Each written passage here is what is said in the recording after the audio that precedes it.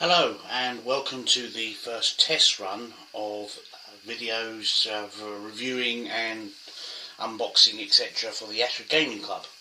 So first things first, we're going to start off with Night of the Living Dead, Zombicide.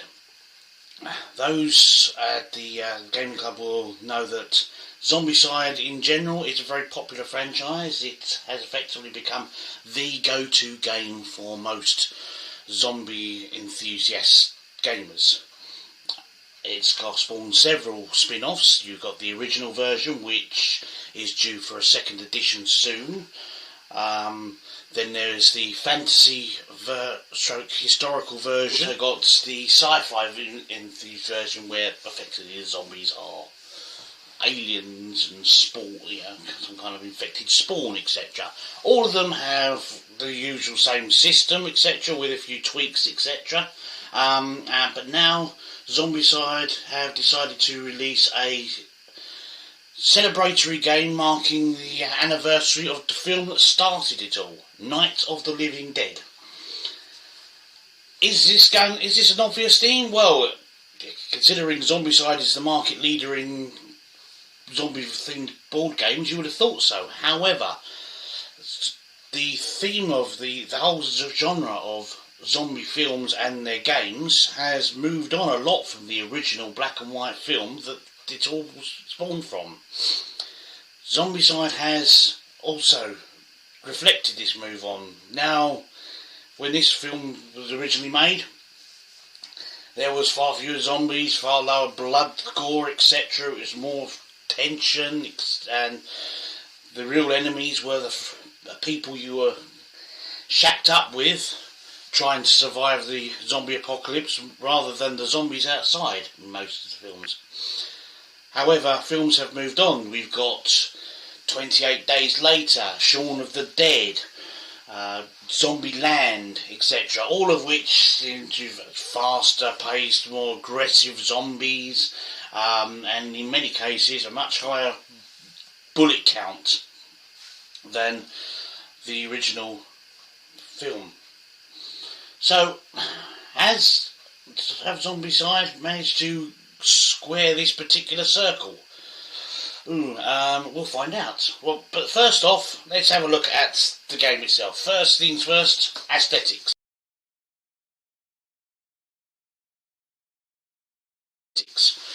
Well, as you come to expect, beautiful artwork, etc.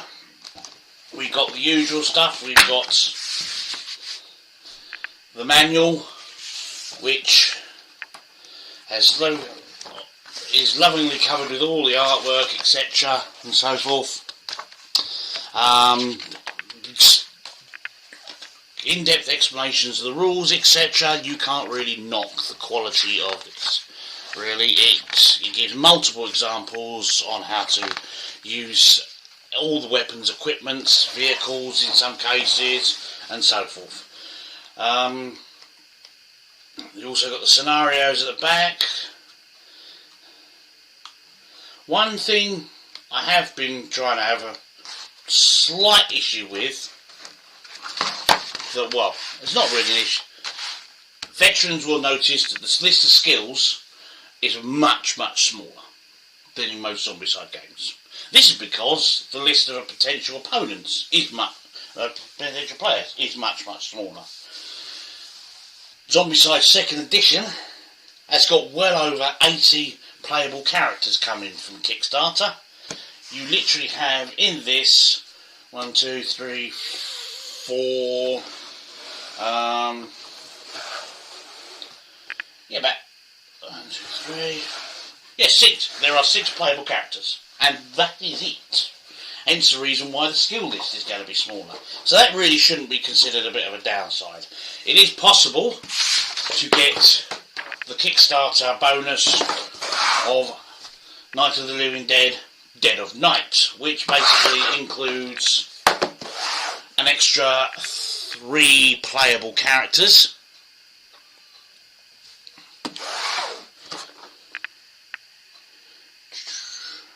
And, no, sorry, correction, an extra 4 playable characters and an extra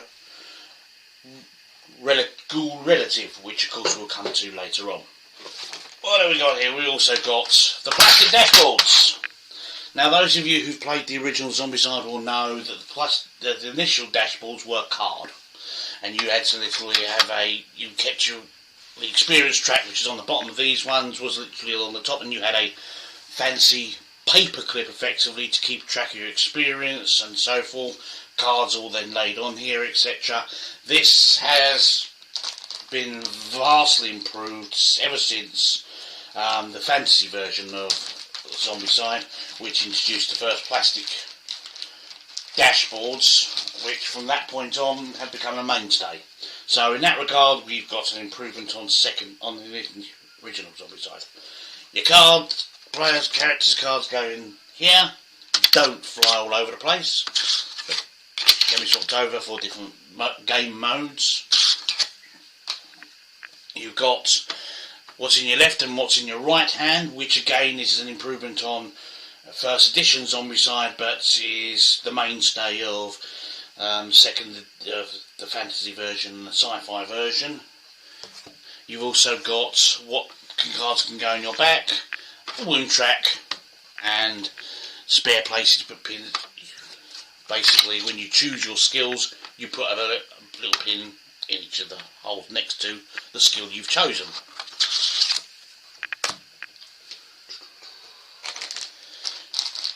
The pins are just really pins, really. They've taken a bit of time to model them on broken table legs, possibly to be a bit of theme, but yeah, at the end of the day, a pin is a pin. It does the job. We still got ever since the fantasy version, the rings to put at the base of models so you know which character is yours. Not a problem if you're going to paint all your models. However, if you're quite happy to play with bare plastic models, these circles around the base of your model help differentiate clearly yours from another player's.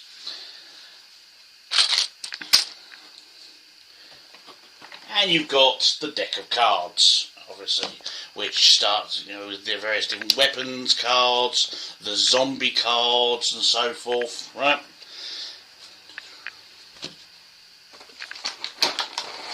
You get basic 6d6, but then again, what gamer hasn't got a whole pile of the 6-sided dice floating around the place?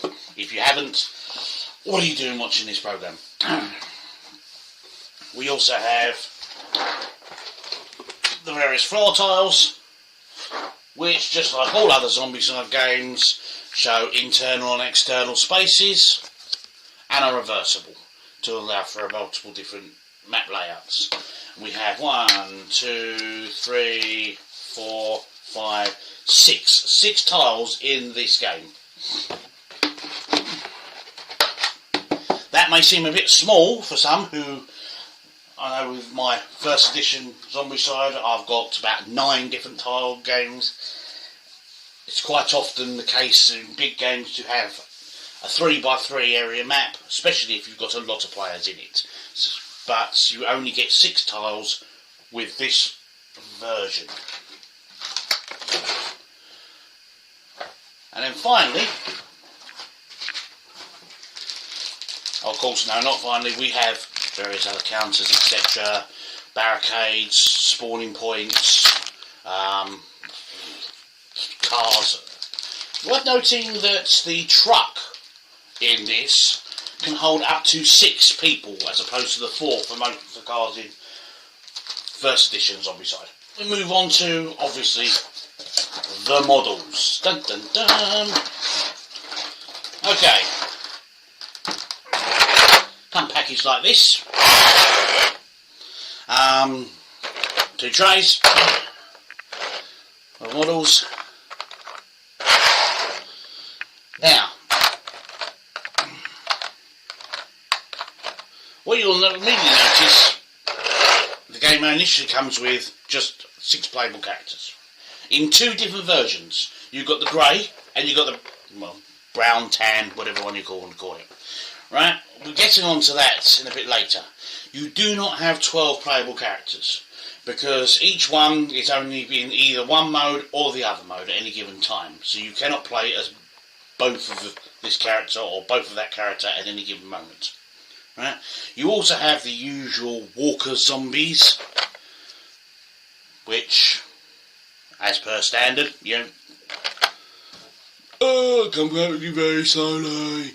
You also got the usual fatties, which veterans of previous Zombicides will know harder to kill. You need to have a weapon that causes 2 damage or more to be able to take down a fatty. Now, in previous iterations of Zombicide, you've normally got runners and abominations, or something of that ilk. We don't have runners and abominations in Night of the Living Dead. Instead, we have breakers, and we've got relatives who operate completely differently. It does introduce something of a bit of a change. Quality-wise, you can't knock them, to be totally honest. Obviously, injection moulding has moved on since original first edition Zombicide. I don't know if that's helping out. There we go. Right. So very crisp. And unlike the previous ones, it's not wobbly, bendy plastic. Right. So it's not going to warp over and end up cracking your paint. So if you wanted to paint all these. If you didn't want to paint them, obviously that's not going to be a problem. But if you are wanting to paint these models, they're better quality for painting than previous Zombicide editions, in my opinion. The casts are much cleaner and crisper. They're less susceptible to warping, etc. Okay, so that's the end of the models.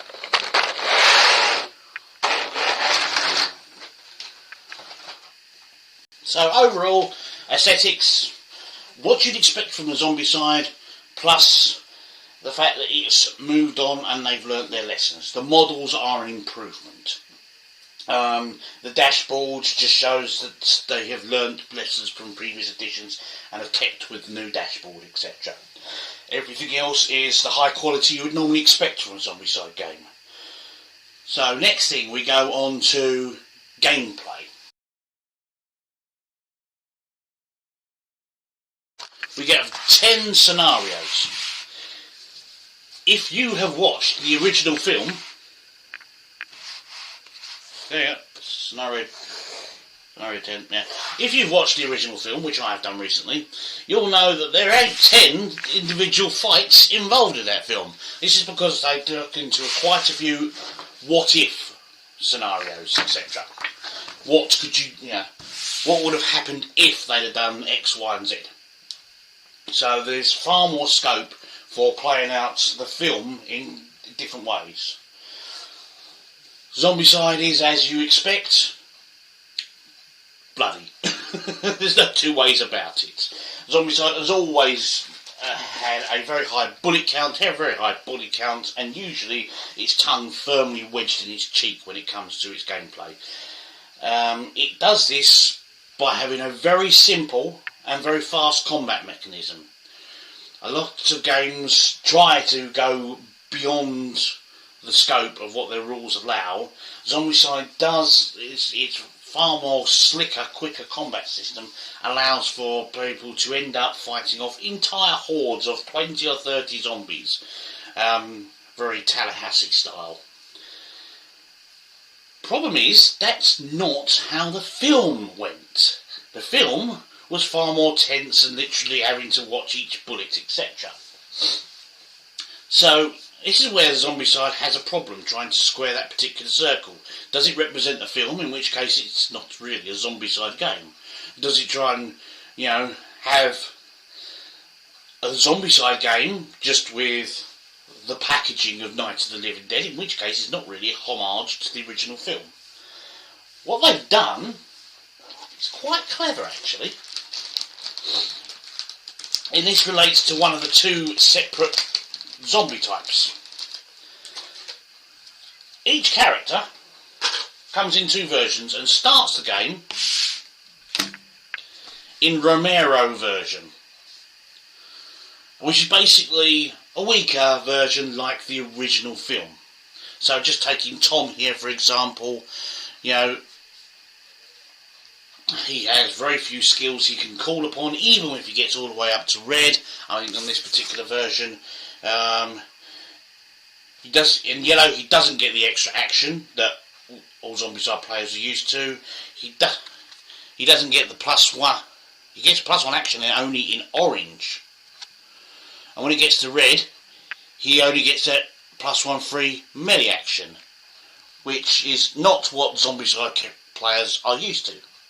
However, every scenario has within it circumstances which are necessary to go into Zombicide mode. Some of them start in Zombicide mode. So for example, this one, Special 9 Rescue Party.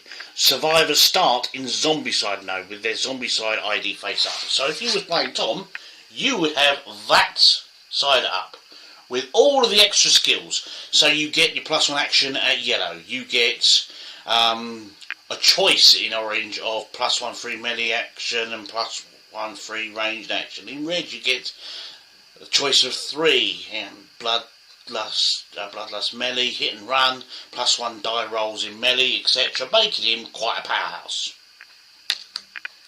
However, some missions require you to achieve something in order to go into Romero modes. Go from Romero to Zombicide version.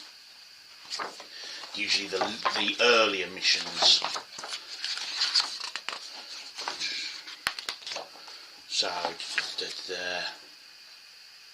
So for example, in mission 2, is there a key? Set up survivors start in Romero mode with the Romero ID facing up. So to get to a Zombicide mode, you would start in that weaker version. You would then have to fulfill the mission's requirements for going up. So for example, in this one it's trusting each other. Any survivor giving the Winchester starting equipment to another survivor with a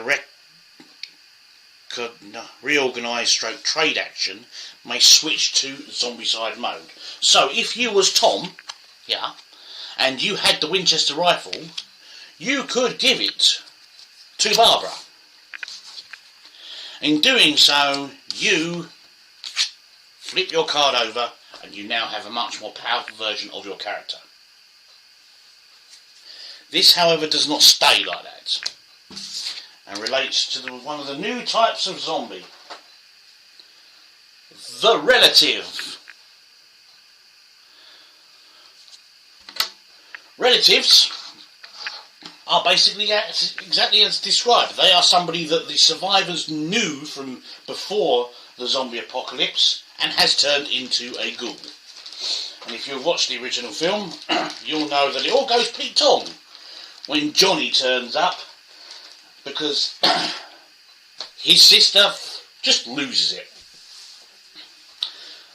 This is in Night of the Living Dead.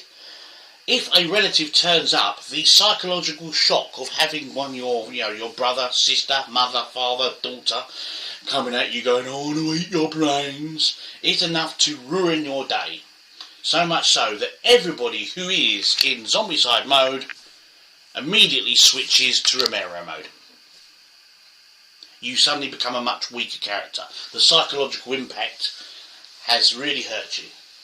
You can therefore potentially be going, "That's alright, I'll deal with this horde of 20 zombies on this side of the house, you deal with everything on the other side of the house." And then suddenly your brother turns up, at which point you lose it, and you now are nowhere near as powerful as you was. And that horde of 20 zombies is going to ruin your day. This stays the case until all relatives are killed. When they're killed, everybody who was in Zombicide mode beforehand, go back to Zombicide mode. This makes killing a relative with a sniper rifle or any other, or Molotovs, etc., very important.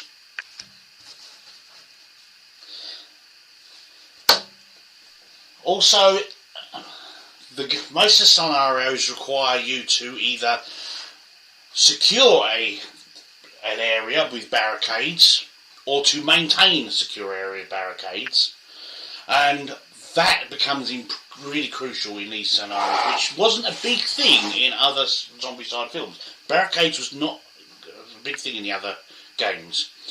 However, they are crucial. As you can see from just the second scenario, the entire house is boarded up with all these barricades all around it. And that's where the second type of zombie comes in. The ones that are armed. They're breakers. You've got the old chair leg, the eponymous chair leg, or a brick in the hand, or something of that nature. The upshot is they can destroy barricades. You could be going all great and fun, killing everything outside the house, until suddenly a breaker knocks a door in, or a window in, and then suddenly the horde is going to start coming in. This is how Zombicide have tried to square their particular circle. Because basically, yes, you start off usually as a weaker version. You can become uber killy Tallahassee style if the circumstances are right. If you manage to do what you need to go into Zombicide mode. In which case then you are playing a Zombicide game, which just so happens to be called Night of the Living Dead. However, something can happen at any moment to really ruin your day. Either a relative turning up, or the breaker breaking down a crucial barricade, etc. And it will all suddenly start to fall apart, just like in the Night of the Living Dead films. Which is... it's usually one crucial thing that makes everything all fall apart and half the people will get wiped out. That could easily happen in this. In which case, when that happens, you're now no longer playing a Zombicide game that's called Night of the Living Dead. You're trying to survive a Night of the Living Dead film that is called a Zombicide game.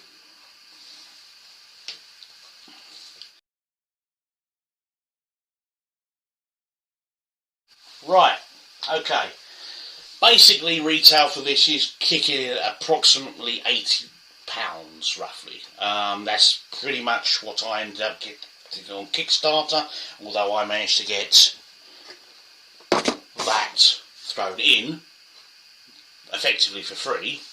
Right, but basically, it's going to cost you about 80 quid, basically, for a 1 to 6 players, 14 plus 1 hour game. Which is about standard for the industry these days, and you can't really complain that the models have improved in quality, etc. So, price-wise, there's not much to be said on that, really. It's in keeping with the competition that's already out there. It's also in keeping with similar size Zombicide games. Long-term playability.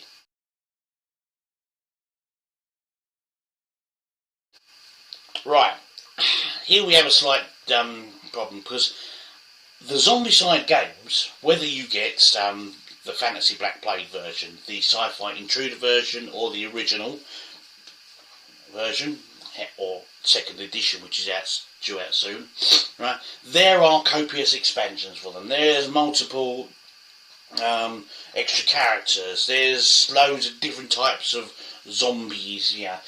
The Black Plague version started off with orc zombies. You eventually get rat swarms, undead dragons, and so forth. There was, in first edition, you end up getting toxic zombies, armoured zombies, and so forth. And I think in the second edition, I've even seen talk of zombies equipped with ranged weapons, undead soldiers who still every once in a while fire their gun. There is loads of room to expand, and a gaming group will probably end up playing this game several times in a month. They'll get bored of it, put it on the back shelf for a bit, but it'll come back out again. That's what Zombicide does.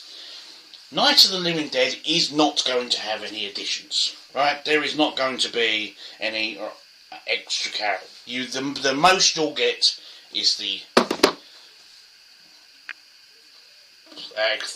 Kickstarter exclusive, which you'll almost certainly be able to pick up on eBay, etc. And that gives you a total of 4 extra playable characters and 1 extra undead relative. That's it. That's the only expansions you're going to get, right?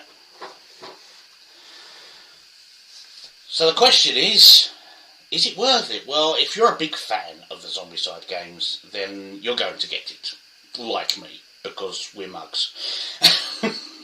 Most gamers are mugs. I got it because I'm a big fan of the Zombicide games. I'm a big fan of the zombie genre in general. Alright. On the plus side, having the limited run does mean it's not going to be such a problem to paint all the models. If you, like me, thought, oh, I know what, I'll paint all my Zombicide models. And after painting about 20 characters, you're going, I really wish I hadn't started this. This is a far more limited project. You will be able to finish doing this if you want. It's not going to be played as often as other Zombicide games. It's probably going to be the kind that sits in your spare room on the shelf and will come out every now and again. I can see this being wheeled out every Halloween for the Halloween special at the Gaming Club, etc. But it's not going to be played as often as other Zombicide games, simply because you don't have as wide a scope for extra missions, extra characters, extra types of zombies. That's just not going to happen here. Summary. Is this worthwhile?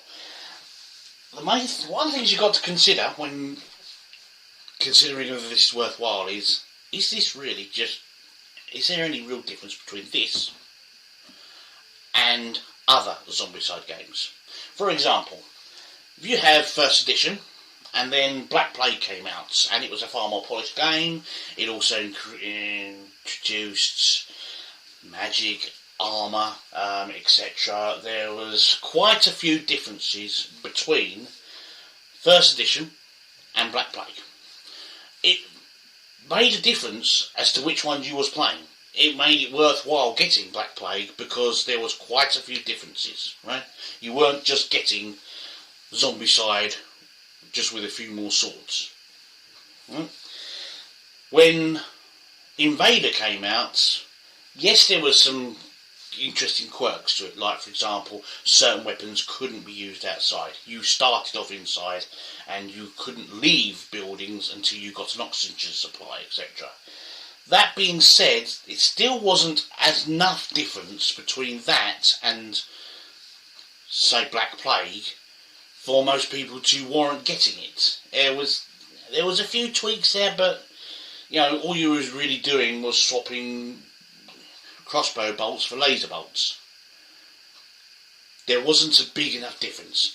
This is different enough as far with the introduction of the 2 different types of character, the Romero version and the Zombicide version, and the fact you have to do something to get up to the more powerful Zombicide version, and then but as soon as a relative ghoul turns up, you all go back down, does introduce a completely different aspect onto the game, and I think makes it worthwhile getting this even if you have other versions of Zombicide.